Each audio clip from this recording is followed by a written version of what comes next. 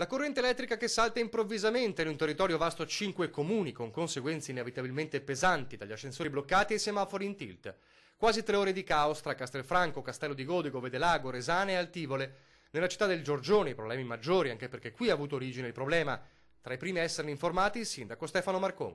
C'è stato un blackout che ha interessato la centrale primaria di San Floriano, ricordo essere quella centrale che trasforma l'alta tensione a 20.000 volt, un guasto tecnico. Un guasto che ha provocato anche un principio di incendio, di cui l'intervento anche dei vigili del fuoco. L'allarme è scattato poco dopo le 8, immediato l'invio dei tecnici per cercare di riallacciare la corrente, mentre negli edifici pubblici gli ascensori si bloccavano, con utenti impauriti all'interno e il traffico andava in tilt per i semafori non funzionanti. Qualche criticità negli impianti semaforici piuttosto che nelle strutture ricettive. L'ospedale fortunatamente ha il suo sistema che riesce a compensare questi blackout.